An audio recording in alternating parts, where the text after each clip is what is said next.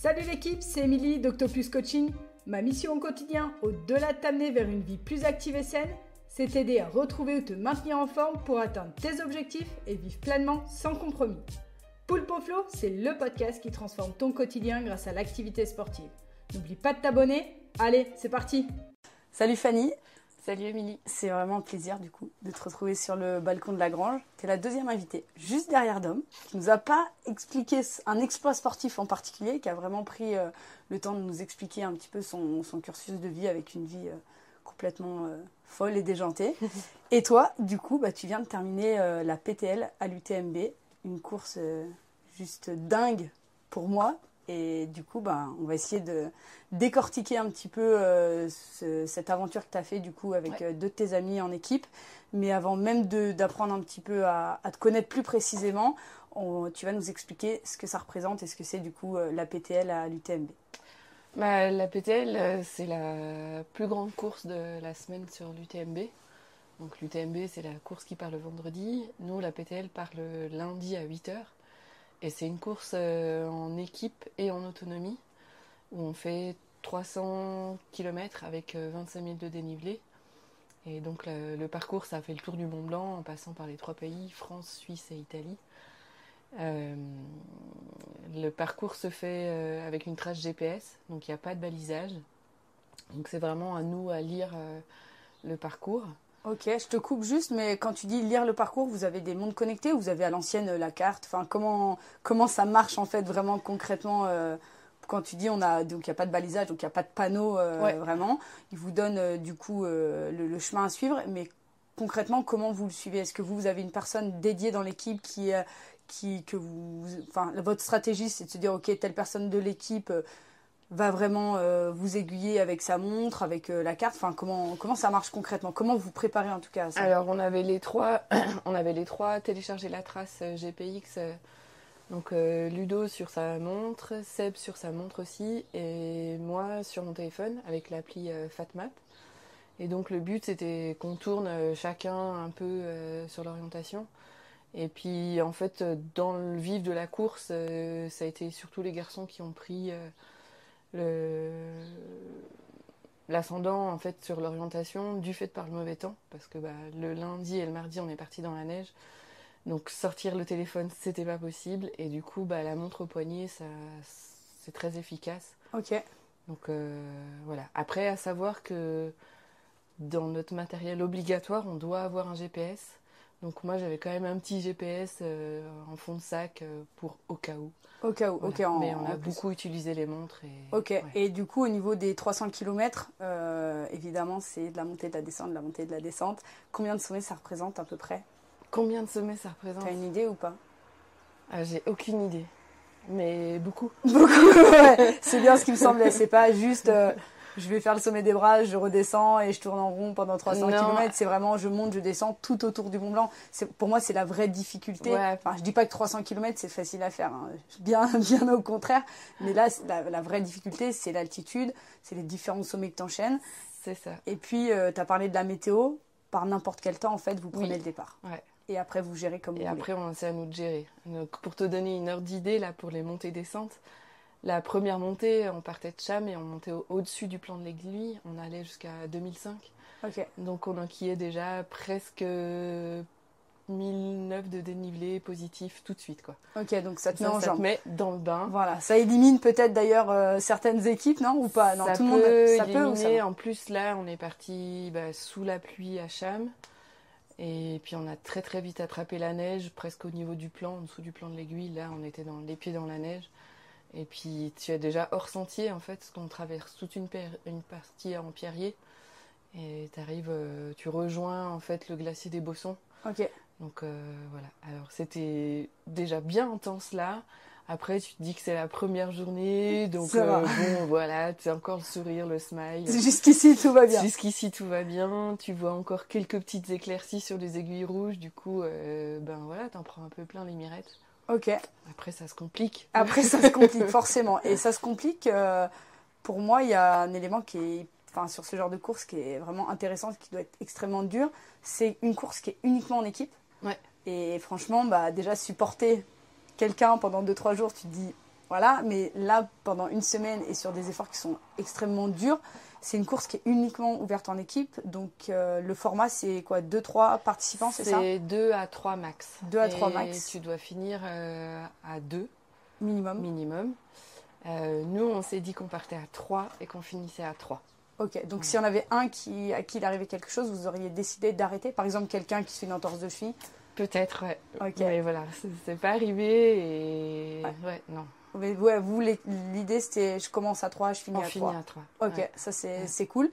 Et du coup, comment vous vous êtes trouvé? Comment tu construis ton équipe en fait? Vous, ça s'est vraiment fait naturellement parce que vous vous connaissez depuis très longtemps. Vous êtes des challengers sur, je sais pas, sur d'autres courses. Enfin, comment du coup vous avez décidé de... Pourquoi vous trois? Alors, Pourquoi tu m'as pas invité? pourquoi nous 3? Alors déjà, on fait les 3 avec un 4e, on fait du ski de rando depuis maintenant 3 hivers ensemble. Et on a un peu la même philosophie. Voilà, partager des beaux sommets, des belles randos, enfin du bon ski. Et on est toujours... Enfin, entre nous, c'est toujours bienveillant. Ok. Donc voilà, c'est ce qui a un peu aussi ressenti pendant toute la PTL, c'est que tous les 3, c'était toujours bienveillant, très attentionné. Il n'y a jamais eu de coup de gueule entre nous, c'était toujours voilà, très... Tranquille, discussion quoi. ouverte et tranquille. Voilà. Ok. Après, comment ça s'est décidé cette course, comment ça s'est décidé de faire cette équipe? C'est tout simple. En fait, l'année dernière, Seb et Ludo étaient sur la TDS. Ok. Seb a abandonné pour des problèmes gastriques. Ok. Et puis Ludo a continué. Et Ludo, il n'y avait personne pour aller le voir à l'arrivée. Sa femme bossait. Du coup, on a dit, bah non, on ne peut pas le laisser arriver à Cham tout seul, quoi. Ok. C'est triste de faire tous ces kilomètres et d'arriver tout seul sous cette ouais. arche. Du coup, avec Seb, on est monté, on est allé le voir. En l'attendant, on discutait déjà un peu des courses UTMB, dont la PTL. On disait, ah ouais, ce serait pas mal de faire ça. La PTL, c'est un peu un truc un peu à part. C'est pas une course ultra où tu cours, c'est plutôt de la grosse marche rapide, et puis enchaînée sur toute une semaine. Ludo est arrivé, on a fait une photo, tous les 3 ensemble, on se tapait dans les mains, et la femme de Ludo, Rosie, a dit ça, c'est l'équipe PTL. Ok. Voilà. Donc, c'est parti de là. C'est parti de là. Ok, trop cool. Donc, challenge. Du coup, après, on a dû monter notre petit dossier, en fait. Voilà, c'était ma question d'après, c'était comment du coup s'inscrire, parce que j'imagine qu'on peut pas non plus... si on s'entraîne fort, on peut faire beaucoup de choses, mais il y a quand même, j'imagine, des critères de base de sélection, parce que ça peut être dangereux. D'ailleurs, je crois qu'il y a eu un mort. Oui, quelqu'un qui a fait un arrêt cardiaque cette année, au tout début. Ok. Après, c'est un ultra-trailer, hein, il avait 58 ans, mais ok. Ça fait partie un peu des accidents qui arrivent. Ça aurait pu lui arriver... Ailleurs, oui, mais j'imagine un peu moins de lucidité, tu peux glisser, faire une chute en haut d'un sommet, ça peut arriver, j'imagine, à n'importe qui, PTL ou pas PTL. Du coup, les critères de sélection? Alors du coup, on a dû monter un dossier je crois que c'était octobre-novembre. Donc c'est un petit dossier d'inscription où on doit chacun remplir un petit peu notre passé sportif, notre vécu montagne. Et puis voilà, après, les dés sont jetés. Ok, il sélectionne combien d'équipes? Écoute, là, on était 120 équipes. Je sais pas combien de dossiers ils reçoivent, mais je pense que c'est pas mal. Ok. Les dossiers. Et du coup, parlons, du coup, on va profiter pour parler un peu plus de toi. Dans ce dossier, tu as écrit quoi? Tu viens d'où? Tu as fait quoi dans ta vie? Du plus jeune âge à maintenant, c'est quoi un peu ton parcours sportif? Alors, mon parcours sportif, il est assez varié, en fait. J'ai fait pas mal d'alpinisme, en fait, et d'escalade. Ok. Donc ça, c'est mon gros passé montagne. Ça m'a pas mal aidé, effectivement, pendant la PTL, parce que finalement, c'est un peu une grosse course de montagne. Voilà, c'est un engagement comme tu peux t'engager sur une course en alpinisme, en fait. Ok. Donc toi, tu as fait des courses d'alpinisme ou tu as fait des sommets pour toi? Ou les deux? J'ai fait des courses d'alpinisme, des sommets, pas mal dans le massif. Je fais de la cascade de glace, j'ai fait de l'escalade, j'ai fait des beaux sommets.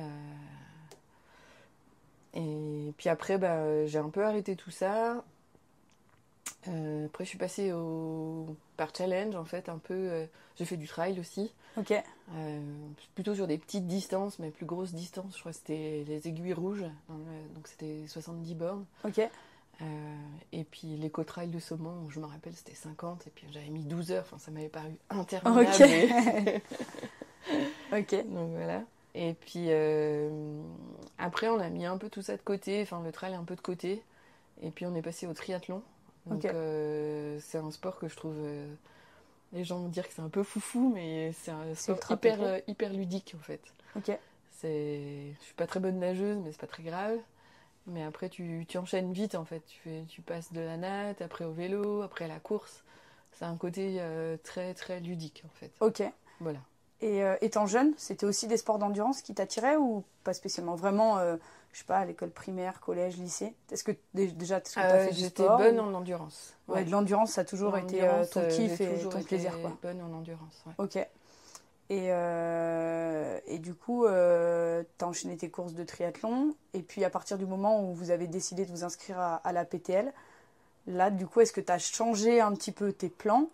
Est-ce que tu as continué à faire des entraînements de triathlon? Enfin, comment tu t'es préparé pour ça? Parce que l'ultra-endurance, c'est quand même encore un autre gap que, entre guillemets, des petites courses de quelques kilomètres. Oui. Ouais. Puis après, oui, et puis sur les tris, je fais plutôt des halfs, donc des demi. Qui représentent combien de kilomètres, du coup? C'est 2 km de nage, et puis 90 de vélo et 21 à pied. Ok. Donc ça fait des efforts, en gros, de 5 à 6 heures, voire plus en fonction de la difficulté. Ok. Par exemple, sur le Halsman, j'avais mis 8 heures à peu près. Ok, donc ça reste, entre guillemets, des horaires de journée où tu n'as jamais eu le sommeil à gérer. Voilà, ouais, il n'y a pas de... Tu gères la performance, mais pas l'aspect mais sommeil. pas l'aspect sommeil. Qu'on y viendra un petit peu plus tard. Et du coup, qu'est-ce que j'ai changé dans mes entraînements? J'ai continué à m'entraîner pour un tri, parce que j'avais un tri au mois de mai. Et puis... Donc, nos sacrifices, tu avais dit que tu le faisais, donc tu t'es dit de toute façon que ça faisait partie, tu l'as inclus de ta partie. En fait, ça faisait partie de mon entraînement. C'était une épreuve qui faisait partie de mon entraînement. Ok. Après, il y a eu l'étape du Tour aussi. Je me suis inscrite un peu comme ça, parce que tout le monde était inscrit. Mais pareil, j'ai fait sans pression. Je me suis dit que ça faisait une course longue. Et puis, le lendemain, je sais que je devais enchaîner avec un trail, course trail, voilà, pour... cumuler de la fatigue. Ok. Après, j'ai fait depuis un an, je fais du vélo taf aussi. Ok. Donc, ça m'intéresse, ça développe un peu le vélo vélo taf. Je me bats, c'est mon combat. C'est mon combat quotidien pour tous les gens qui veulent progresser sur leur cardio, même la perte de poids, c'est pour moi le meilleur outil. Moi, c'est un bonheur en fait. J'ai plus le stress de la voiture. Après, j'ai un très bon vélo. C'est vrai que c'est un vélo qui va à 45 km/h. Donc, oui, mais alors c'est pas une moto. Mais c'est pas une moto, je dois pédaler. Quand même pédaler. Il y a quand même un effort. Je brouille quand même le t-shirt. Voilà. Tu pars d'où et t'arrives où? Juste pour que les gens se rendent compte, je sais qu'il y en a pas mal qui me disent « Ah non, mais c'est beaucoup trop loin, je dois travailler à Genève, je dois travailler à Lausanne. » Et du coup, c'est vrai que combien de temps ça représente pour toi le vélo taf? C'est un entraînement du coup, ça compte comme un entraînement, sur l'endurance de base, j'imagine. Ça te fait ta séance fondamentale. Ça représente, tu pars d'où et t'arrives où et ça représente combien de temps? Moi je vais à Oignon et je vais jusqu'à Genève. Ok. En combien de temps? Je mets 1 heure à peu près pour Sans bouchon du coup? Sans bouchon, en doublant les voitures avec le grand sourire. Limite je fais un petit signe de la main. Ok. Et puis le retour par contre est un petit peu plus long parce que il faut monter la côte d'Oignon. Donc je mets 1 heure... 1h20, 1h30, ça dépend. Ok, donc ça te fait, déjà 2 trainings endurance dans la journée. Voilà. Ouais. Et ça, tu le fais combien de fois par semaine? Et ça, je le fais 2 à 3 fois par semaine. Ok. Voilà. Et parce qu'il me semble que toi, tu as 2 métiers, dont un qui est au Mazo. Voilà. Et l'autre, du coup, déjà, qu'est-ce que tu fais comme travail et comment tu t'es organisé pour pouvoir gérer ton travail, tes 2 travails, tes entraînements, tes 2 travails. Et voilà, comment, parce que ça, c'est aussi souvent les gens sont un peu paniqués en se disant ouais mais moi je travaille, donc normalement Oui. c'est ce que tout le monde travaille normalement, mais du coup c'est vrai que l'organisation, tu as aussi des enfants qui sont peut-être un peu plus grands aujourd'hui, Ils sont mais un petit peu plus grands, ouais. il n'empêche que tu as des enfants, donc ça doit quand même te prendre du temps. Tu as un mari aussi à gérer. Là. Donc tu as finalement une vie normale. Comment en fait tu gères un peu tout ça entre déjà tes deux travails, qu'est-ce que c'est, et du coup, voilà, Alors l'organisation. j'ai effectivement 2 boulots. Donc le boulot ici au Mazo, c'est réflexologue. Du coup, là pareil, j'essaye aussi de venir en vélo maximum. Après, les soins se font plutôt en fin de journée. Du coup, ça me permet, les jours où si je suis pas sur Genève et que j'ai des soins ici, ça me permet d'être libre la journée et de pouvoir caler des entraînements en montagne, des rocos, enfin voilà, du vélo, enfin toute autre activité. Et puis après, sur Genève, j'y suis 2 à 3 fois par semaine. Donc en fait, le vélo me permet de faire déjà une séance de sport. Et je suis pas dans la frustration en fait de me dire je vais bosser là-bas. Et voilà, j'ai déjà fait un truc. Après, comme boulot sur Genève, je bosse dans un magasin en fait qui vend des accessoires de voyage. Voilà. Ok, Et le camping et tout ça. ok. Donc c'est Ça un reste dans métier, le thème un peu. ça reste dans le métier, dans le thème. Après, c'est un métier où finalement je suis tout le temps debout. Donc voilà, mon corps il a aussi l'habitude d'être Debout, ouais. T'es verticalisé toujours vraiment très souvent. bien active. Du coup, en termes de volume d'entraînement, t'as tes deux métiers qui représentent un volume horaire finalement classique de quelqu'un. Et à côté, est-ce que tu as quantifié un peu ton volume d'entraînement d'endurance et ton volume d'entraînement par semaine de renforcement musculaire, si t'en fais? Il me semble que t'en fais un peu. Alors Il me oui, semble que je te vois de temps en temps. effectivement, Il me semble. Ouais, il y a aussi ça. C'est vrai que quand je me suis inscrite à la PTL, j'avais aussi un petit souci de dos qui est un peu récurrent. Et la solution, je me dis, c'était de faire du renfo. Renfo à la maison, comme beaucoup de monde. Quoi. Ouais. Voilà, Même je si sors t'es le très motivée. tapis. Et puis après, ça s'arrête, quoi. Ah non, je vais pas faire plus. Donc voilà. Et du coup, il y a eu les solutions Émilie, Octoplus. Et je me suis dit, vas-y, là au moins, tu as des horaires, tu peux t'inscrire facilement, c'est facile. Et puis, voilà, je me suis astreinte d'y aller 2 à 3 fois par semaine. Donc de renforcement musculaire. Et Plus le cardio training. qui représente un volume de combien à peu près? En comptant tout, hein, l'endurance fondamentale, du fractionné, enfin tous les types d'entraînement que tu fais. En tout, je pense que je suis à plus de 15 heures. Ok. Ouais, j'arrive pas à quantifier. On va dire entre 15 et 20 heures d'endurance ouais. et du coup 2 à 3 heures de renfo Ouais. musculaire par semaine. Donc c'est sûr que ça représente un volume quand même horaire pas négligeable. Mais Oui. c'est vrai que si on remplace ton cardio training pour aller au travail et qu'on le met en voiture, c'est déjà, tu as une grande partie de ton volume cardio que tu arrives à faire du coup en allant au boulot. Donc ça, c'est vrai que pour moi, c'est un peu coup double. Et soit tu es assis les fesses dans la voiture et tu fais rien et tu n'es pas actif, je suis très partisane de ça. Soit du coup, tu optimises le moindre temps que tu as. Et c'est vrai que pour arriver à des tels objectifs, tu n'arrives pas par hasard pour moi sur la ligne d'arrivée de la PTL. C'est que des gens qui ont vraiment fait des sacrifices et qui ont été extrêmement rigoureux sur leur préparation, sur leur entraînement, et du coup c'est la finalité. Alors après, des faits de course, il y en a toujours, hein. Problème gastrique comme ton pote Seb, voilà, même si tu peux essayer de te préparer et tu as des choses comme ça, des faits que tu peux pas enlever, mais par contre c'est vrai que tu as réfléchi finalement à tout, à tout, et du coup ça fait que pour moi c'est ça qui fait que tu arrives au bout de la ligne d'arrivée, donc c'est cool. Et du coup, la suite de mes questions, c'est comment... Donc là, tu nous as un peu expliqué comment ton travail, comment tu répartissais ton travail et ton volume d'entraînement.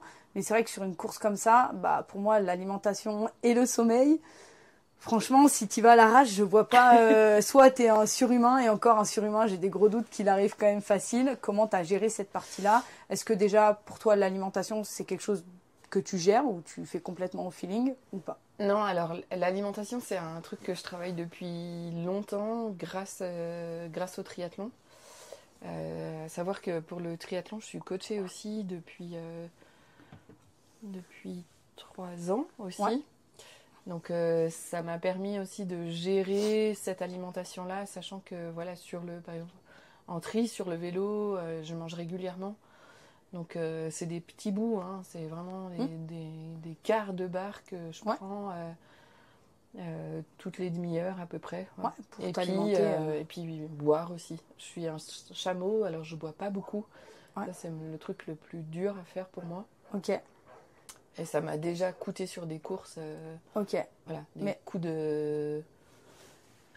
plus de jambes, quoi. Ouais, ça te coupe sur plus de jus, dernier half, où pareil, j'étais très bien sur le vélo. C'était du plat, c'est des choses qu'on fait pas du tout ici. Donc c'était aussi une grosse inconnue. Mais le plat, je l'ai bien géré avec une bonne vitesse. Première boucle à pied, tout allait bien. Et deuxième boucle à pied, douleur musculaire. Carburant, ça coupe. Puis voilà, l'analyse ça a été que j'ai pas assez bu et que du coup les muscles ils ont fait stop. Ok.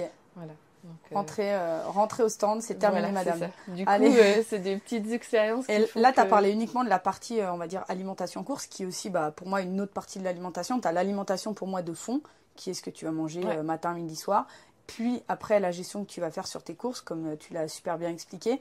Est-ce que toi, du coup, tu gères que ton alimentation en course et, entre guillemets, ton alimentation au quotidien, c'est pas très grave? Ou est-ce que toi, tu gères vraiment les deux parties? C'est un peu un tout, je pense. Si tu as un mauvais carburant avant, ton carburant, il est mauvais même pour la course. Tu as beau avoir une Porsche, ça ne sert à rien, elle n'avancera pas. Voilà, c'est ça. Si tu te trompes de carburant dedans, ça ne marche pas. Ok. Et tu as beau, je pense, prendre tous les produits, toutes les barres qui existent. Déjà, il faut les tester. Mais c'est ce que tu manges aussi avant. Si tu manges que du burger, des frites, je caricature. Oui, tu caricatures, bien sûr. Oui.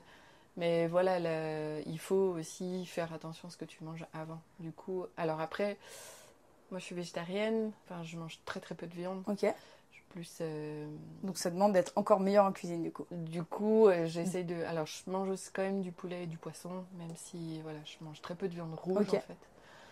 Donc je suis pas une vraie végétarienne. Ouais, c'est par conviction ou c'est pour quelle raison? C'est par goût. Ok. Voilà, j'ai jamais été très très fan. Je cuisine pas beaucoup et moi il me faut des trucs faciles à faire, simples. Voilà. Mais du coup. Mais oui, je fais attention. Parce que du coup, c'est vrai qu'il y en a beaucoup qui. Je fais le rapprochement un peu avec les gens que j'entraîne ici, qui n'ont pas forcément des grands objectifs sportifs, qui ont souvent des objectifs de perte de poids ou simplement de bien-être au quotidien aussi, qui veulent juste être en forme. Et c'est vrai qu'ils me disent, tu vois, je fais mes entraînements, mais après, moi, je taffe, donc en fait, je ne peux pas faire à manger. Ou je veux pas prendre le temps. Enfin, c'est pas je peux pas en général, c'est je veux pas prendre le temps de faire à manger. Mais du coup, toi, comment tu t'organises? Est-ce que par exemple, tu vas cuisiner, je sais pas, une fois le dimanche pour les 3-4 jours qui suivent et tu vas faire tes gamelles et tu vas au travail avec? Est-ce que tu cuisines au jour le jour? Comment toi, du coup, tu t'organises pour gérer ça? Non, moi en fait, je m'emmène au maximum mes petits repas au boulot, que je fais souvent le matin. Okay. Ça peut être soit juste fait le matin, je suis fan de riz, du coup je mange beaucoup de poke bowl, c'est mon alimentation de base. Oui, mais peu importe, il faut quand même la cuisiner. Voilà, riz ou quinoa, voilà. Après, je suis pas contre les pâtes, mais je suis moins fan. Et j'essaye de maximum de faire ça. Après, c'est vrai que de temps en temps, si j'ai pas le temps, je vais me prendre un sandwich, voilà. Mais j'essaye d'éviter, quoi, vraiment. Tu vas pas te chercher un burger, par contre? Non. non, ça, c'est mort. Je le fais. Un petit burger Coca, non, tu fais pas ça, toi, bizarrement. Le Coca, c'est que en course, même, tu vois. Pour quelle raison, d'ailleurs, le Coca en course? Alors, le Coca, j'ai commencé en course que sur les triathlons, pareil, où c'était sur les périodes courses, en fait, juste sur le semi, où tu as des ravitaux assez vite. C'est juste boire, en fait, un tout petit peu de Coca qui va apporter un petit bout de sucre. Puis ça fait un coup de boost. Mais après, si tu commences comme ça, il faut le faire à tous les ravitaux. Sinon, tu prends le down derrière. Tu reprends le down derrière et là, c'est mort, quoi. Super intéressant. Moi, je me suis toujours demandé, parce que c'est vrai que j'ai toujours vu le Coca comme ça te met le coup de boost, mais il faut assumer derrière, quoi. Voilà. Tu vas mais reprendre le petit coup de bambou derrière. Faut pas arrêter, quoi. Faut pas arrêter. Voilà. En tous les cas, sur les semis, c'est... Après, là, sur la PTL, on n'avait pas très envie de Coca. On avait prévu des boissons comme ça, mais il faisait tellement froid que on n'avait pas très envie. L'alimentation, du coup, sur l'alimentation et l'hydratation sur la PTL, Là, comment c'est géré? C'est géré par l'organisation? C'est géré par vous? Est-ce que vous avez des ravitaillements? Est-ce que vous partez avec toute votre bouffe pour la semaine? alors, Comment ça se passe? en fait, sur la PTL, il y avait 4 bases de vie. Donc 3 bases de vie où on avait le sac qui nous suit qui était à nouveau à notre disposition. Ouais. Après, nous aussi, on a fait le choix d'avoir 2 super assistants avec nous qui ont pu nous chouchouter quand ça allait pas. Ok. Et du coup, là, l'alimentation, on partait avec 2 jours d'alimentation. Donc, c'était à la fois des petits sandwichs qu'on s'était fabriqués. Donc, il y avait des petits sandwichs. Moi, je me suis fait des gaufres aussi aux légumes. J'avais un cake banane et un cake olive assez salé en fait. Ok, et à la fin, t'en es contente de tes cakes ou tu peux plus les voir? Les cakes c'est très bon. Les gaufres n'ont pas trop aimé le froid et elles étaient immangeables. Ok. Voilà, alors que j'avais déjà testé avant. Ouais. Et là, les gaufres, c'était devenu une espèce de semelle dégueulasse. Et puis il y a peut-être un dégoût aussi au fur et à mesure de la semaine ou pas spécialement? Ouais, ça va, alors ça. si, il y a des goûts qui passent. Au début, j'avais plutôt envie d'un peu de sucré et après le cake à la banane j'en pouvais plus, je voulais que mon cake aux olives sauf que j'en avais pas dans le sac, il fallait que j'attende Le ravito. mais et voilà, du coup là c'est vraiment une course en autonomie, donc on doit gérer notre alimentation sur toute la semaine. Ok, et j'imagine que toi, ton alimentation n'était pas la même que tes 2 acolytes. Ouais. Chacun avait sa propre alimentation. En plus, peut-être qu'ils sont pas forcément végétariens. Ils sont pas Oui, forcément on avait les mêmes chacun besoins. notre petit truc. Et... Ok, donc chacun s'était préparé personnellement parce que c'est pareil, vous n'avez pas la même préparation à côté. Ludo a peut-être, Ludo a sûrement son bagage. Seb a Seb sûrement aussi, autre chose. Ouais. Et du coup, voilà, chacun se prépare de son côté. Que ce soit en termes même de leur cardio-training, de leur renforcement s'ils en font, de leur alimentation. Et au moment de la course, vous vous organisez avant en disant moi je vais plutôt manger ça, vous préparez chacun de votre côté, vous amenez à vos différents ravitaux. Et après, vous enchaînez du coup la course, etc. Et après, au niveau du sommeil. Parce que là, alors après, il y a un autre truc au niveau Ah. de l'alimentation aussi, c'est qu'on avait des refuges partenaires. Ok. Dans lequel on avait certains on avait le droit de manger, où il y avait un repas qui était prévu. Ok. Donc voilà, donc les 3 premiers jours c'était pas de bolo, donc au bout du 3e refuge les pâtes bolo, T'en peux plus? juste on n'en pouvait plus. Donc on pouvait aussi prendre pâtes toute nature, mais c'est Ah, vrai que c'est bon les pâtes nature. moi les pâtes toute nature, il y a une fois j'ai pris 3 pâtes et puis à côté il y avait une autre équipe qui avait un magnifique gâteau et là j'ai craqué pour le gâteau. Mais voilà, parce qu'il y a un moment il faut se faire plaisir, il faut juste se dire ok là il faut mettre du carburant, t'as envie de ce gâteau, vas-y prends ce gâteau. Et Seb aussi a craqué aussi pour ce gâteau. Parce que c'est rigolo. Mais ça nous a fait du bien et on a pu repartir. Parce que j'imagine il y a aussi ce côté psychologique qui doivent faire les montagnes russes tout au long de la semaine, surtout que vous avez eu une météo franchement qui était juste complètement délirante. Passer de plus 35 degrés la semaine d'avant à, je pense, 0, moins 5 à Cham. Ouais, 0, même moins 5, voire plus. Voire plus froid. Déjà, le corps, il doit, franchement, du coup, vous n'avez pas vraiment pu vous préparer à telles différences d'amplitude, de degrés. Et du coup, le corps, il doit un peu partir en sucette. Forcément, le côté psychologique doit être aussi difficile. Quand tu es gelé, j'imagine que tu as peut-être eu un froid à certains moments. Ouais. Et en plus de ça, tu rajoutes à ça donc l'alimentation qui n'est pas, on va dire... en libre accès comme tu peux avoir chez toi, plus de moins en moins de sommeil. De moins en moins de sommeil. Du coup, comment on gère ce merdier quand même? Alors ça, le sommeil, je t'avoue que c'était la grosse inquiétude. N'ayant jamais fait d'ultra, je savais même pas comment j'allais réagir.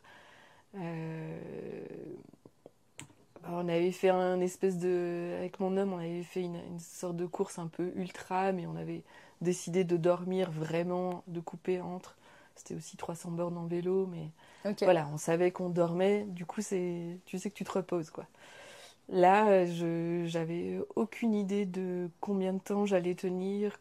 Est-ce que j'allais d'un coup m'effondrer, comme on entend, où les gens d'un coup ils tombent de sommeil, quoi. Ils s'effondrent sur le sentier, puis donc aucune idée. On n'avait pas trop ciblé. Si Ludo nous avait fait un petit planning des temps d'arrêt, Ok. Donc voilà. Donc Est-ce que Ludo avait un petit peu plus d'expérience que vous sur de la très longue distance? Ouais. Alors Ludo, c'est celui qui a le plus d'expérience sur la longue distance. Ok. Donc c'est lui qui a coaché un peu le timing de course Ok. et les projections en fait de course. En disant, bah voilà, ce serait bien de s'arrêter tant de tant à cet arrêt-là, tant, Ok. temps. Et donc on s'était dit, souvent la première nuit, tu la passes un peu facilement parce que tu es encore dans l'euphorie de la course. Ok. Et effectivement, bah, cette première nuit, on l'a passée assez facilement. En fait, j'ai été très surprise. Enfin, tous les trois, on a passé la nuit sans aucun souci. Et Ok. on savait qu'on allait jusqu'à un refuge et que là, on se poserait peut-être 5-10 minutes, un quart d'heure, ou qu'on allait dormir. En fait, quand on est arrivé au premier refuge, il y avait déjà pas mal de monde. Il n'y avait plus trop de place pour dormir. Le suivant était à 10 bornes. Donc on s'est dit, bah, on mange un petit bout et puis on se pose 5 minutes sur le coin de la table et on repart. C'est ce qu'on a fait en disant, on va dormir au prochain refuge. Et du coup, bah, c'est ce qu'on a fait. On est allé jusqu'au deuxième refuge. Ok. Où là, on est arrivé, on a dormi en fait, déjà tout de suite 1 heure. Et puis mangé et reparti. Ok. Donc là, on avait déjà passé la journée du lundi dans la neige, la nuit du lundi dans la neige, début du mardi matin dans la neige. Ok. On est reparti, on était du côté de Roseland, Cornet de Roseland. Ça commençait à s'éclaircir, du coup tout le monde disait un peu c'est bon, le gros est passé, ça devrait faire. Donc effectivement ça s'est dégagé un petit peu dans la journée. Là on avait déjà reçu un message comme quoi, parce qu'on a une balise aussi sur nous, Ouais. sur lequel on reçoit toutes les informations qu'on doit recevoir s'il y a des changements de parcours. Ok, parce que les changements de parcours, c'est quand l'organisation estime que c'est trop dangereux C'est ça. de passer à tel ou tel endroit. Voilà. Du coup, ils peuvent vous faire des bifurcations, Voilà. vous dire vous passez là au lieu d'aller Ouais. là. Quoi. Et toutes ces bifurcations, on les a déjà aussi préenregistrées. Ok. Et donc là, en partant de Roseland, on avait déjà reçu comme quoi l'indication, comme quoi on passait pas sous la pierre à Menthe, Ok. avec le lac d'Amour. Et parce que là, il y avait déjà trop de neige et c'était avalancheux. Ok. Du coup, on devait rejoindre un col, un autre refuge et faire juste un aller-retour. Et quand on a attaqué ce col, on s'est repris de la neige. Et là, il y avait un vent de malade. Donc là, de nouveau très froid, descente au col dans la neige, pardon, pas au col, mais jusqu'au refuge de Balme dans la neige. Là, on s'est posé un petit peu, pareil, il faisait assez froid. C'est là où j'ai mangé mes 3 fameuses pâtes et mon super gâteau. Ok. Comme quoi, ça fait du bien. Voilà, là c'est... Et on devait retourner sur nos pas pour reprendre un autre col et aller jusqu'au Chapieux. Ok. Donc là, on avait juste 1 heure de sommeil dans les pattes. La remontée vers le col pour aller au Chapieux, ça a été mon moment, mon tunnel, quoi. Ok. Là, les garçons étaient devant, mais je les avais toujours en visuel. Et tout le long de la montée, je me suis dit, mais qu'est-ce que tu fous là? Non, mais là, il n'y a aucun plaisir. Ça fait déjà des plombs que tu marches dans la neige. On suit des traces de crampons, de baskets. C'est bête. Ici, c'est tellement beau. Ouais. Et là, je vois rien. Non, mais là, c'est bon. De toute façon, t'es gelé, t'arrives pas à te réchauffer. Ouais. T'es T'es trempé. Je suis trempée, j'en peux plus. Non, mais là, et surtout qu'au Chapieux, on avait à la base pas le droit de dormir, c'était juste une base de ravitaillement. Ok. Et on n'avait pas le droit de dormir. Parce que le principe de la PTL, c'est que tu dois gérer ton sommeil, mais tes endroits de sommeil aussi. Ok. Donc, Comme c'était pas assez dur de gérer ton voilà, sommeil. du coup, à Balme, ils nous avaient dit, faites attention, c'est votre dernière zone où vous avez le droit de dormir. Donc, Ok. nous, on avait décidé de ne pas dormir en se disant, on va au Chapieux et on verra après. Et donc j'ai fait toute cette montée avec un petit bonhomme qui me disait non mais là il faut que tu arrêtes, l'autre ah mais non tu vas pas arrêter là. Enfin voilà, ça a été ça n'a pas arrêté de discuter dans ma tête. Arrivé au col, j'ai dit au garçon non mais moi je vais arrêter quoi. Là au Chapieux c'est bon, stop quoi.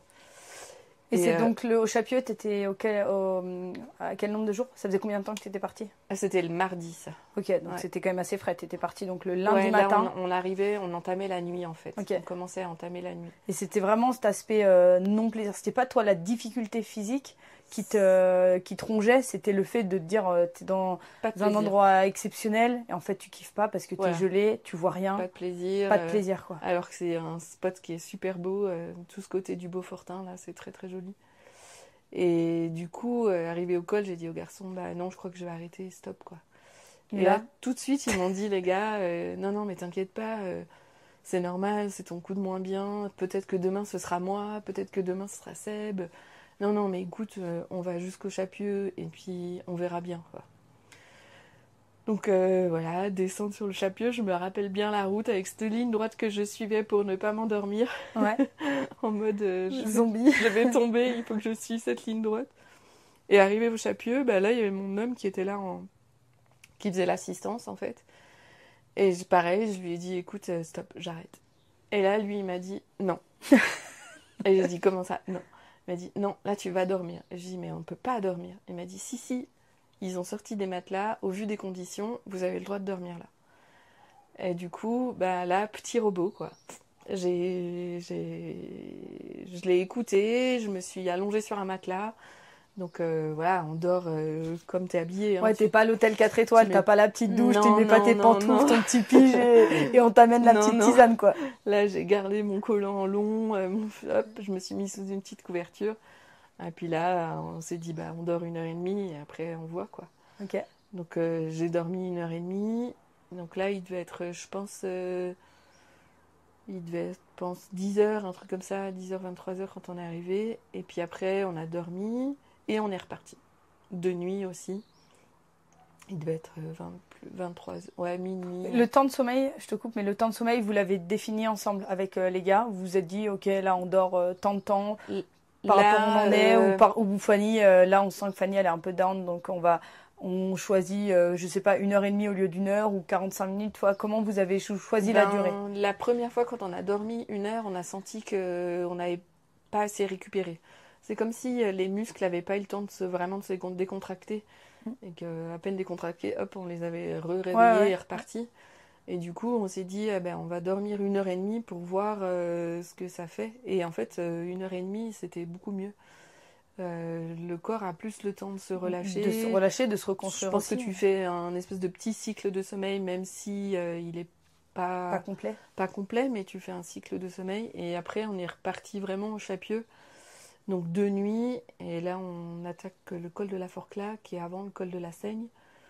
Et là, les 3, on s'est calé dans un rythme et on a avancé. En mode robot, c'est parti. Et on a avancé. Donc là, on a encore recroisé de la neige, remis les pieds dans de l'eau.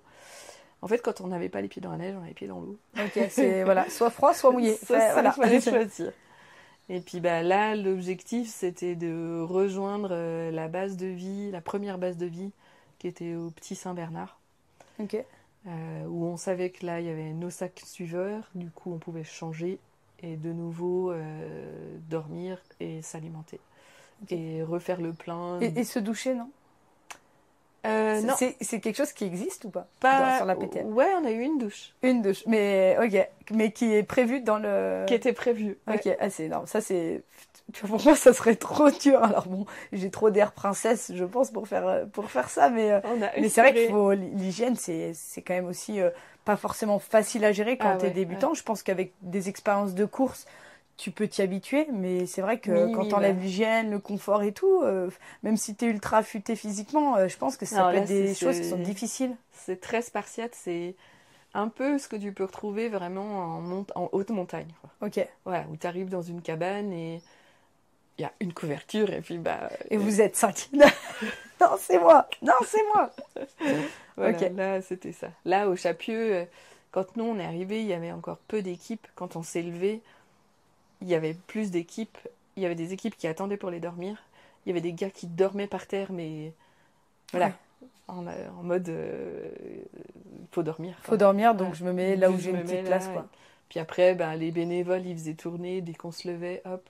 Ils allaient chercher un gars, ils lui disaient vas-y, tu peux prendre le matelas. Enfin, Ah, c'est fou. ouais, c'est assez fou, quoi. Donc Tous- ce passage-là, vous l'avez, si j'ai bien compris, plutôt très bien géré parce que vous êtes arrivé dans les premiers. on Et est du coup, vous arrivé- n'avez pas eu de problème pour trouver voilà, un lit. on Et vous est- êtes reparti dans les premiers, j'imagine. En fait, on était entre. Il y avait un premier petit wagon. Et nous, on était au milieu des 2 wagons, en fait. Ok. Du coup, pendant toute la course, on est toujours bien arrivé, en fait. Au bon moment où on pouvait tout de suite aller dormir dans les refuges, manger assez vite. Voilà. Ok. Après, voilà. Et puis bah, après, donc Chapieux, direction base de vie 1, Petit Saint-Bernard. Donc là, une belle journée. On a enchaîné 2 beaux cols. Où c'est. Voilà. Le thème aussi de la PTL, c'est un peu Dré dans le Pentu. Ok.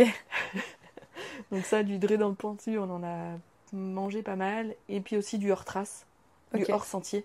Ça veut dire quoi concrètement pour quelqu'un qui connaît pas? Hors-sentier, ça veut dire que là, il faut suivre le GPS et ben, tu passes. S'il faut passer au milieu du champ, il faut passer au milieu du champ. Ok. S'il faut passer au milieu du pierrier, il faut passer au milieu. Ok. Donc voilà. Du coup, bah, ça augmente aussi la difficulté en fait, plutôt que du petit sentier. Ok, ouais, plutôt du petit Tranquille. chemin qui est tout tracé et, Ouais. et que tu suis, quoi. Et du coup, bah, au fil de la semaine, tu nous as expliqué un petit peu ton coup de mou, puis après que c'était reparti. Est-ce que ça a touché les autres garçons de l'équipe ou eux, pas du tout? Alors oui, il y a eu après, donc on a fait la base de vie 1. Potentiellement, moi dans ma tête, je savais qu'on arrivait au bout là. Ok. Que, Toi, t'avais passé le cap. Voilà, j'avais passé le cap, le beau allait arriver, et puis on était à la base de vie 1, ça faisait presque 170 bornes. Du coup, on savait qu'on allait finir, quoi. Ok. Et après, Les garçons, ils n'ont pas eu de moment de doute. Ils n'ont Non, jamais ils eu ont- aucun moment Non, je de crois se dire pas. un peu fatigué. Ou Alors, il y a dire- eu des coups de fatigue. On a eu une grosse journée où on a enchaîné 26 heures, en fait. Alors, dit comme ça paraît énorme. C'est pourtant, débile, tu sais, tu fais what? c'est- En fait, ça s'est fait assez simplement. On a dormi à un refuge en Italie, au-dessus de Morges. On a dormi... Ludo nous a offert une demi-heure de rab parce qu'on n'a pas il est entendu le sympa. réveil. Il est sympa, celui-là. Allez, c'est grasse mat pour tout le Ouais, il monde. n'y avait pas plein de petits réveils, mais tu sais, plein de petits réveils, tu sais plus si c'est la sonnerie de Ludo ou si c'est la sonnerie de l'équipe.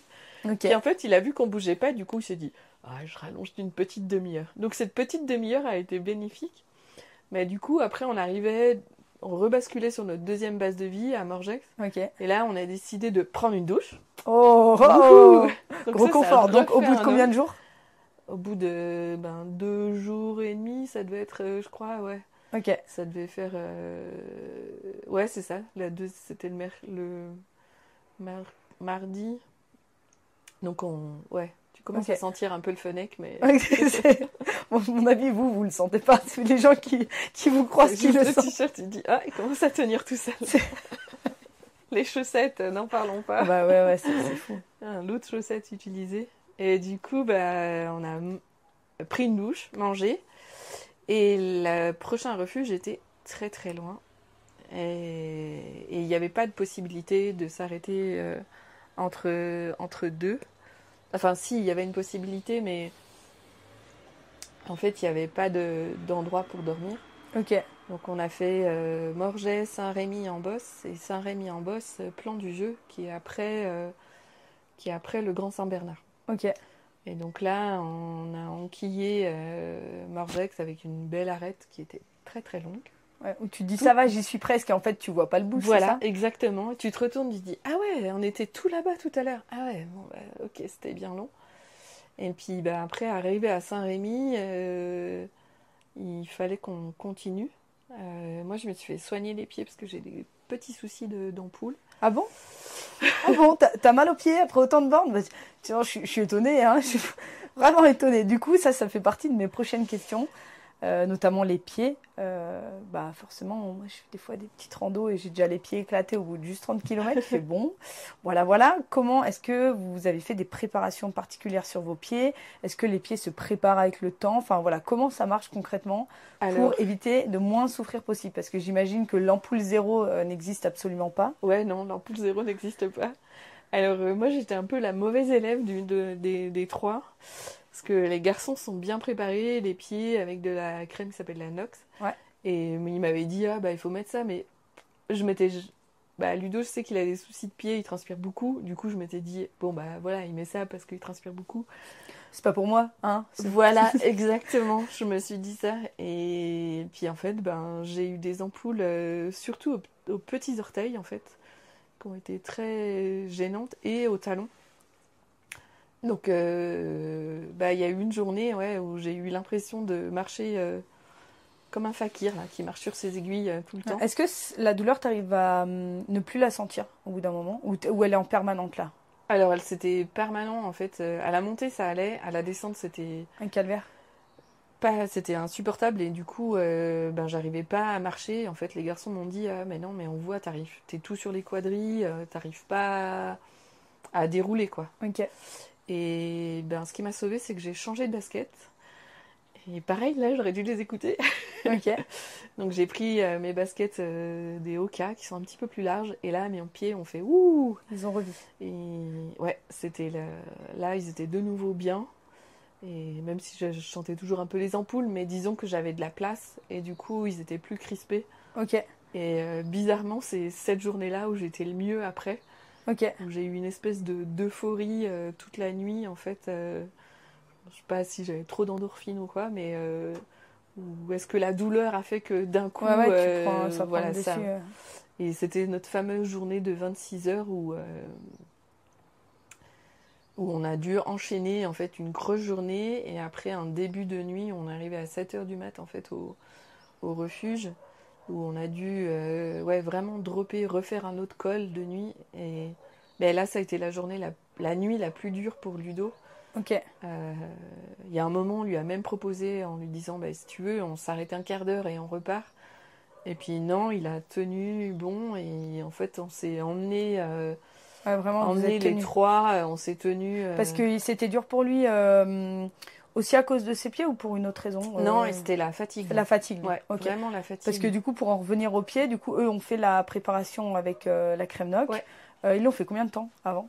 Eux, ils l'ont fait vraiment fort en avance? Ouais, ils ont fait, je crois, 15 jours en avance. Ok.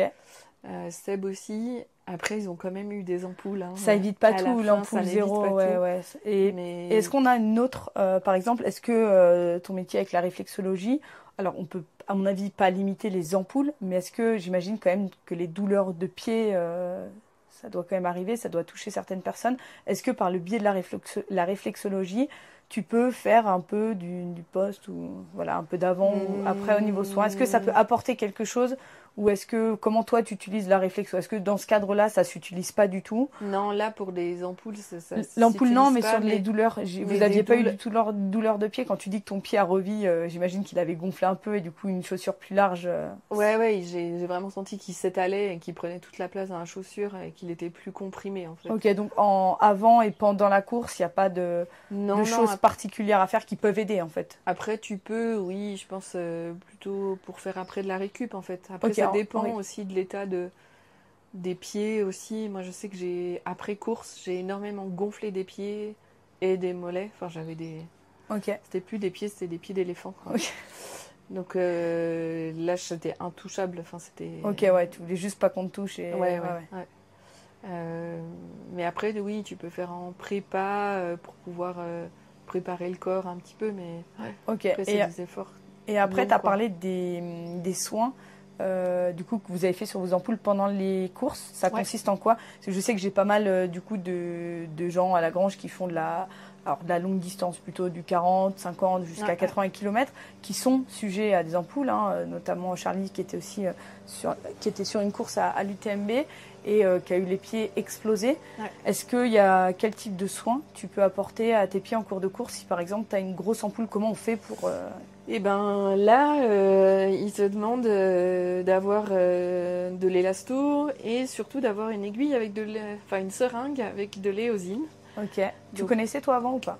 Avant de le faire? Non. Alors j'avais lu effectivement comment ça fonctionnait. Effectivement, tu dois percer l'ampoule, reprendre du liquide et mélanger avec l'éosine Ok. et réinjecter L'éosine, c'est le petit truc rouge qu'on met sur les croûtes des enfants. Exactement. C'est ça. Et en fait, ça assèche, ça permet d'assécher l'ampoule. Sauf que moi, je m'étais dit... C'est pas pour moi. Bah, je me suis dit, oula, mais j'ai jamais fait ça, je vais jamais me faire ça comme ça, quoi. Ok. Déjà, juste me piquer avec une aiguille, je suis là, oups. Donc Ok. là, bon. Et je me suis dit, aux bases de vie, il y aura bien au moins une infirmière ou un kiné ou autre. Pas sur la PTL. Sauf cette année où on a eu une gentille petite infirmière qui est venue bénévolement, en fait, donner des soins. Ok. Donc là, ça m'a sauvée. Et à Saint-Rémy, c'est 2 médecins qui elles, là, m'ont bien soulagée aussi, pareil. Ok. Donc, elles ont Et percé. tu sens, voilà, après le perçage et puis le soin, tu sens quand même une nette amélioration quand tu remets tes chaussures et que tu repars, ou la douleur, elle est toujours très intense? C'est là. Après, les pieds, ils sont vraiment strappés et tout. Ok. Donc, dans mes petites La Sportiva, mes pieds strappés, ils rentraient plus. Ok. Quand tu as 3 petites poupées aux orteils, ça marche plus. Et dans les Hoka, ça fonctionnait. Ok. Du coup, là, je me dis que c'est hyper important d'avoir les bonnes chaussures. Ouais. Même si j'avais testé les 2 paires. Ouais, mais voilà. les tests, si j'ai bien compris, ta préparation n'a jamais été sur de l'ultra longue distance, Non. finalement. Donc c'est vrai que entre faire entre guillemets que 10 heures de course et une semaine de course, il y a quand même une grande différence. Après, ça pour moi, c'est aussi juste l'expérience que tu as maintenant, tu te connais mieux. Et du coup, si tu viens faire d'autres courses, je pense que tu connais ce genre de petits détails. Et puis après, je pense qu'il y a des choses qui s'apprennent sur le terrain et qui s'apprennent pas dans les livres. Tu vois, les livres, on te les a partagés. La théorie, tu fais, non, je vais pas prendre ça, j'ai jamais fait ça. Et puis en fait, en course, tu fais, ah ben si, en fait. Et du coup, au niveau du choix du matériel, toi, est-ce que c'est quelque chose que tu as pris un peu à la légère et que tu t'es dit, ça va, je suis bien équipée? Ou est-ce que vous avez, toi et ton équipe, fait vraiment un gros travail en se disant, on prépare ça comme affaire. S'il y a cette météo, je pars avec ça. S'il y a ça comme météo, je pars avec ça. Alors non, là, on s'était quand même bien préparé au niveau vêtements. On savait que de toute façon, on allait pouvoir rencontrer à la fois un beau soleil comme de la pluie. La neige, on n'était peut-être pas prêt. Autant de neige, on n'était peut-être pas tout à fait prêt. Après, on avait dans mes choix de chaussettes, c'est vrai que j'avais à la fois 2 paires de chaussettes en laine mérinos que j'ai mis la nuit du lundi au mardi. Ça, je sais que même mouillé, les pieds restent au chaud. Ok. En fait. Après, j'ai pas de chaussures avec du Gore-Tex. Parce que comme ça, l'eau, elle s'évacue. Ça fait pas floup-floup dedans. Je suis partie aussi avec un t-shirt technique que j'utilise l'hiver en ski de fond et en ski de rando, dans lequel je sais que je peux à la fois bouger, transpirer, mais sans avoir trop chaud et qui m'apporte juste la chaleur dont j'ai besoin. J'avais pris ma doudoune. Ok. Ça, j'ai longtemps hésité en me disant oui, non. Et en fait, au vu de la météo le lundi, je l'ai mis dans le sac. De toute façon, elle prend pas de place. T'as regretté ou pas? Et j'ai pas regretté. Parce que là, j'imagine que chaque gramme que tu ajoutes, tu te dis, bon, est-ce que je vais vraiment en avoir besoin ou est-ce que je vais le porter pour rien? Alors, c'est ça, après, on a tout. Moi, je sais que j'ai tout pesé, quoi. Vraiment, j'étais là en mode, ça pèse tant, qu'est-ce que je peux gagner, voilà. Donc, ton sac faisait combien, du coup? Je pense que mon sac faisait 7 kilos à peu près. 7 kilos? Ouais. Ok. Parce que dedans, on a du matériel obligatoire qui était crampons, petits crampons de trail. Normalement, on avait baudrier et casque, mais on ne l'a pas eu tout le long de la course. Ok. Et voilà. Et puis après aussi, on avait une très bonne veste de pluie. Là, il n'y a pas à dire, c'est Gore-Tex et il n'y a que ça, quoi. Pour toi, un mauvais choix de matériel, ça peut te faire échouer la course? Ouais. Ah ouais, là, je pense que... Ok. Ouais. Est-ce que tu penses donc là, on parle quand même d'une course extrême de 300 km. Ouais.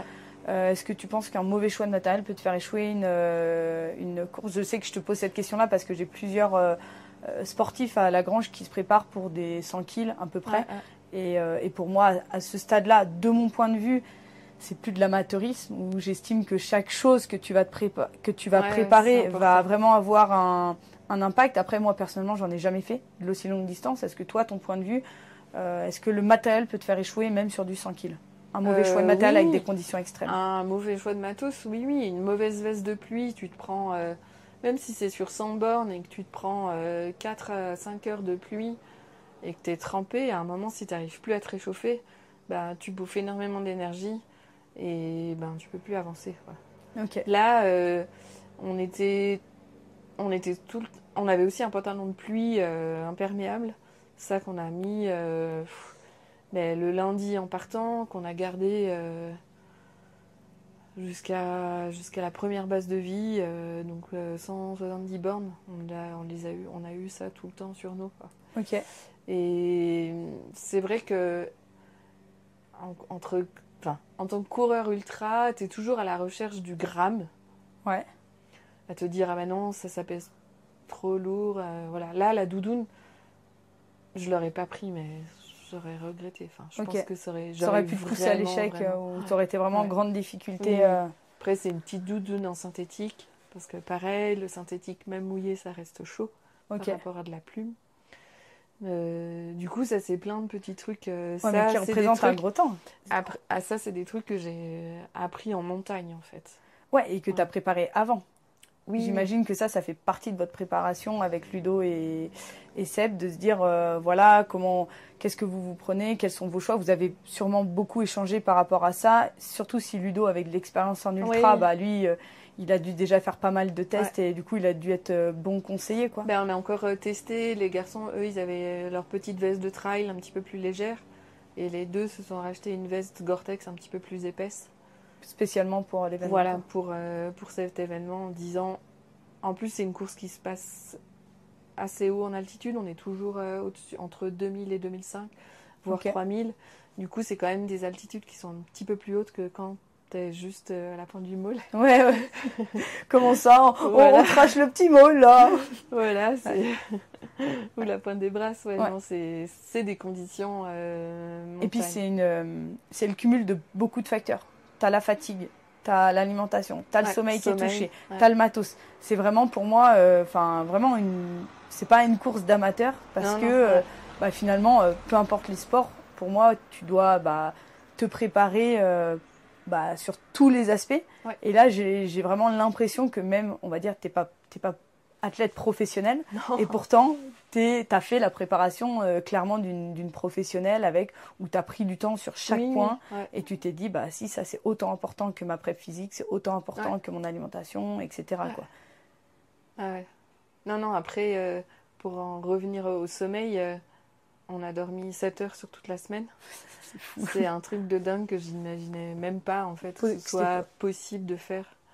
C'est vrai qu'on le corps se met dans un espèce de mode ok, t'as une course, tu dois enquiller tant de kilomètres, là tu te reposes et même les temps de repos d'une heure et demie tu te dis c'est rien, mais en fait mais tu penses même pas dans la course, pouf, hop, une heure et demie, clac, tu repars. Au début tu marches un peu de traviole et puis après hop, c'était relancé dans le rythme, et t'arrives à avaler les kilomètres et tu penses même plus à te dire quand est-ce qu'on va dormir, quoi. C'est en mode l'objectif il est là et du coup l'objectif ligne d'arrivée, quand vous y êtes arrivé, ça se passe comment? Ça c'était plus que magique parce que en fait dans notre journée de 26 heures on a fait un espèce de coup double. On a doublé beaucoup d'équipes qui s'étaient arrêtées en fait bien avant à Morgex en fait, et du coup nous on a avancé et quand on est arrivé à Plan du Jeu, là, un des bénévoles nous dit ah, c'est cool, c'est bien ce que vous faites, vous êtes dans les 20 premiers. Avec Seb, on s'est regardé, on a dit non, mais là, il déraille. Il déraille complètement. On est 30e depuis des lustres, d'où. Ce qui est déjà énorme, 30e sur 120, au milieu d'équipes hors normes. C'est quand même important, je pense. Il y a eu beaucoup d'abandons. Et beaucoup d'abandons qui ont fait plier énormément d'équipes. Et pourtant, c'était des équipes avec des très grands athlètes dedans, où c'est pas des sportifs amateurs qui se sont dit tiens, je m'ennuie, je suis en vacances à Cham, je vais faire cette course. C'est vraiment déjà une course pour moi de professionnel, même si c'est pas votre métier premier, sélectionné, où c'est sélectionné, où vous avez déjà l'élite, et quand on voit qu'il y a eu, je crois, plus de 45 abandons d'équipes, C'est énorme. Ouais, c'est C'est énorme. énorme. Et du coup, quand le mec vous dit ça, vous percutez. Là, on se dit, ah ouais, ok, bon. Du coup, on demande un feedback à nos 2 suiveurs et qui nous disent, bah si, vous avez fait un sacré coup, effectivement, vous êtes 19e. Ok. Alors attends, là, on est 19e. Ah, c'est cool. Bon, c'est cerise sur le gâteau. Bon, alors là, on est à plan du jeu, il nous reste Vélan à faire, dernière base de vie Orsière, Arpette. Ouais, bah, potentiellement, on peut arriver samedi à Cham, comme on avait plus ou moins rêvé dans ouais. notre planning. Sur les papiers, quoi. Voilà, sur le papier, on s'était dit, ouais, ce serait cool d'arriver avant Kylian, sauf que Kylian ne courait pas cette année. Ah, le salaud, Bon, Kylian, allez. Peut-être En même temps que Mathieu Blanchard. Bon, non.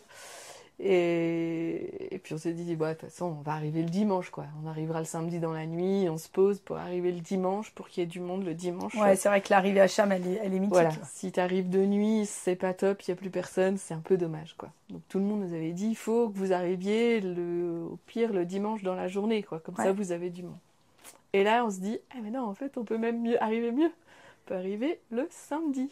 Et oui, parce que le samedi, c'était l'arrivée, du coup, de quelle course? Parce qu'il y avait du monde. C'était de l'UTMB. De l'UTMB, la course mythique, quoi. La course. The course. Okay. Du coup, donc petit dodo à Orsières, où moi j'ai rêvé d'une douche. Enfin, les 3, on a rêvé d'une douche. Et là, non, il n'y avait pas de douche.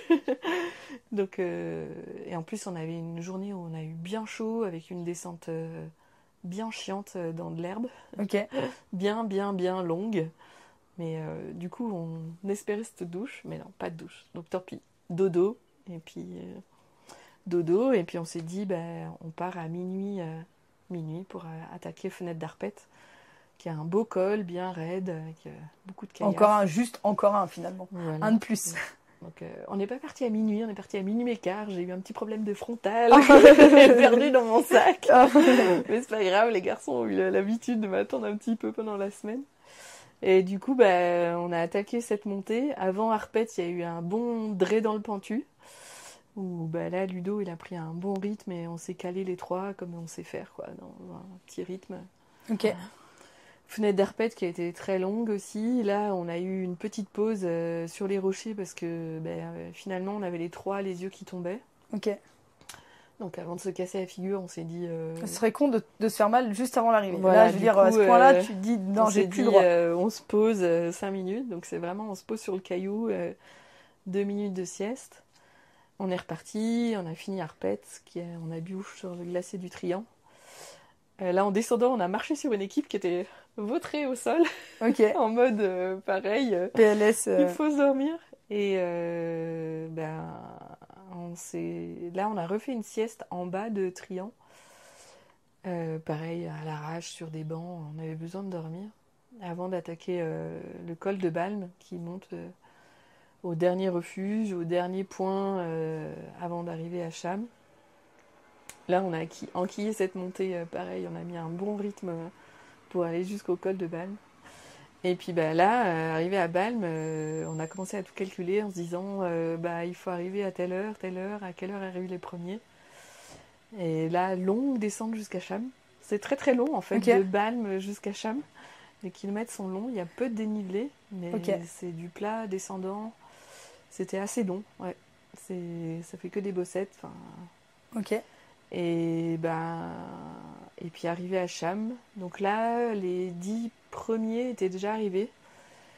Dans Cham était plein. Ah, j'ai vu les images, c'était fou. C'était plein. La première féminine Courtenay n'était pas encore arrivée. Donc on est arrivé dans cette vague là. Et puis là, tu te sens pousser des ailes, quoi. Ouais. Les gens sont à fond. Et puis en fait, ils savent pas que tu as fait la PTL. Parce qu'ils voient des coureurs arriver. Ils pensent que t'es la superstar de l'UTMB. Donc d'ailleurs, ils n'ont pas tort. Hein. T'es la star. Et puis du coup, c'est les bénévoles au bord qui disent c'est des PTL. Et du coup, là, tu sens que les gens, ils sont à fond, quoi. Ok. Donc voilà, c'est le finish où tous les gens tendent leurs mains et du coup, tu vas taper toutes ces mains. Et... Là, tu sens plus le mal de pied. Là, t'as plus mal aux pieds. T'as juste presque envie de ralentir et de profiter à fond de cette arrivée. Et puis voilà, puis tu franchis l'arche et bah, c'est juste magique, quoi. Ouais, tu kiffes avec là, tes amis, tes proches. C'est vraiment top, quoi. Ouais, c'était... Moi, je m'étais dit que si je devais franchir cette arche, ce serait via cette course-là. Ok. Et voilà. Parce que toi, t'avais pas fait d'autres courses sur l'UTMB? Non. Ok. Et non. Jamais d'ultra? Et c'est jamais incroyable. d'ultra. Hein. Franchement, bravo. Voilà, Bravo. C'est fou. Et puis, c'est vrai qu'il y a pas mal de gens ici qui te voient et disent, bah ouais, elle fait le même training que nous, quoi. Et c'est un complément, finalement, à ta préparation. Et puis, bah, c'est vrai que ça paraît tellement hors norme pour... celui même qui court pas spécialement, qui sort pas en montagne. C'est vrai que quand on voit sur le papier ce que tu as fait, tu fais ah ouais, quand même quoi. Non, mais ça paraît fou, mais tout est possible avec la volonté, l'envie et le travail. Par rêve. contre, faut pas quand même. Oui. Il y a le travail, faut pas non Après, plus non. se dire c'est très facile. Elle s'est juste entraînée 1 an, ça y est, elle a fait son petit cardio vélo au boulot. Un entraînement de fond. Tout ce que j'ai fait avant m'a servi pour cette course en fait. Ouais. Et t'as rien laissé au hasard. Je pense que ça, c'est pour moi un point qui est, mais vraiment un point clé, parce que je mets ma main à couper que t'as beau avoir ton CV sportif que t'as fait avant, qui est amateur, mais qui est vraiment déjà fantastique. Si t'avais pas fait gaffe à ton matos, ton alimentation, ton sommeil, enfin vraiment travailler tout cet aspect-là, moi je suis sûre que tu la finis pas. Ou tu la finis pas avec...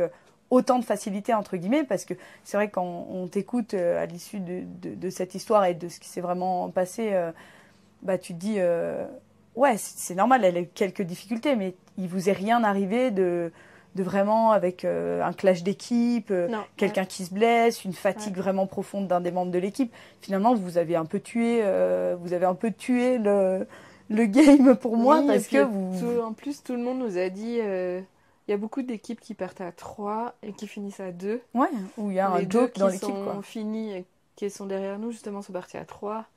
Et ils ont dit, bah non, nous, le troisième, il a arrêté là. Ouais.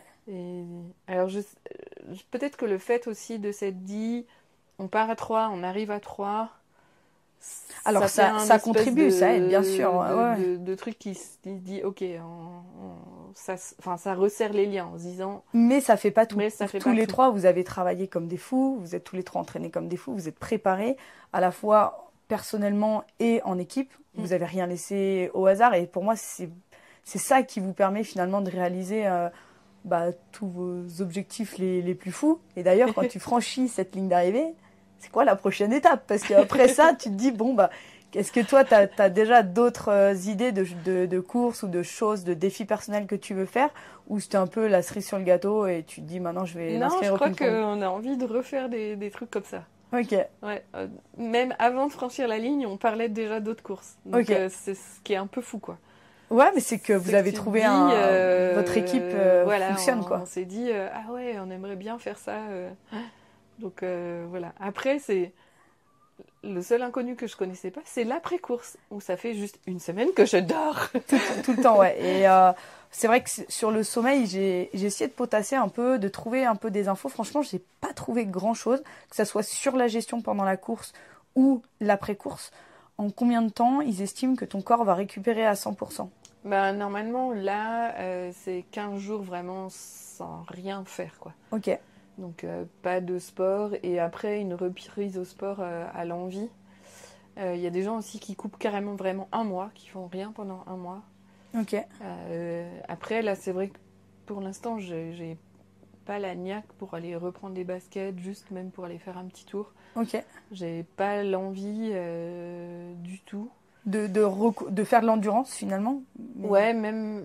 Mais je crois que tu es venu à vélo, là, non? Là, je suis venue à vélo. Il me semble que je t'ai vu arriver avec un casque, donc t'as quand même... Là, oui. C'est du vélo plaisir. C'est du vélo plaisir. Après, même samedi, je bossais, j'ai voulu aller en vélo et mon vélo était à plat. Du coup, je me suis dit... C'était un signe. C'est un signe. Ton vélo est dans le même état que toi. D'habitude, tu l'aurais réparé. Là, tu as fait... Là, j'ai fait... Bon, non, c'est pas grave. Je vais prendre la voiture. Ok, pour la première fois de l'année. Du coup, j'étais là. Bon. Ok. Bon, c'est bien cool, c'est ultra intéressant. Je pense que du coup, ça va aider pas mal de personnes qui font forcément des plus petites distances, mais tu vois, si ça peut motiver déjà des gens à se dépasser un peu, tu vois, il y a pas très longtemps, j'ai emmené Sonia pour la première fois au sommet du Wall. Elle m'a épatée. Pour moi, c'est incroyable, et c'est aussi par le biais, tu vois, de gens comme toi qui inspirent. Alors il y a toi, il y en a d'autres qui font des grandes distances, et tu vois, c'était quelqu'un qui avait jamais fait de sport de sa vie. Sa mère l'a dispensé de sport pendant étant gamine, donc elle a vraiment démarré le sport à 30 ans. Et là, du coup, 1 an après, elle fait le maul. Alors forcément, pour les commandes, ils vont tous dire « Ouais, mais c'est rien le maul, c'est trop facile. » Mais c'est énorme. Surtout énorme. par la verticale. Par la verticale. Et sans être au courant, et sans avoir jamais couru de sa vie, et sans être au courant qu'il allait aller. Et du coup, tu vois, ça inspire, ça les motive. Je sais qu'il y a Isa qui est partie, qui est du coup en te voyant, t'as dit « Mais c'est fantastique qu'elle fait. » Elle s'est mise à marcher. Elle a entraîné avec elle un petit peu sa pote Aurélie. À côté de ça, et je sais qu'il y a Mappy qui du coup kiffe et rêve de faire d'un trail. Et tu vois, ça fait vraiment, c'est un effet positif un peu. C'est vraiment sur toute l'équipe, chacun à son échelle. Mais c'est voilà, toi à ton échelle parce que tu es plus avancé, etc. Mais du coup, toutes les personnes qui avaient jamais rien fait dans leur vie et qui pensaient que c'était pas du tout accessible, ils commencent un peu à mettre le pied à l'étrier et tout. D'ailleurs, quand je t'avais demandé, viens, je vais faire une interview de toi, tu m'avais dit, mais non, mais quand même, je suis pas une star, c'est rien. Enfin, vraiment, je t'assure que ça inspire beaucoup, du coup, les personnes qui sont là. Et je pense d'ailleurs que ce petit échange, ça devrait aider aussi ceux qui souhaitent commencer un peu les plus longues distances, où ils sont très amateurs encore dans leur préparation et pas dans leur entraînement, mais dans leur préparation de ce qui est à côté. Et je pense que du coup, écoutez, toi, ton partage, ça va vachement les aider. Donc, un grand merci et un grand bravo pour ta réussite et aussi à tes coéquipiers, parce que je pense que c'est vraiment un challenge qui se fait à 3. Et vous réussissez à 3, tu l'avais bien résumé dès le début. Vous avez réussi tous les 3, et s'il y en avait un qui flanchait ou un avec qui ça passait moins bien, je pense que l'expérience, en fait, elle aurait pas du tout été comme tu nous la racontes. Donc, voilà, un grand bravo, et puis à très vite pour te faire transpirer par ici. Pas de souci. Merci. Salut. Ciao, ciao.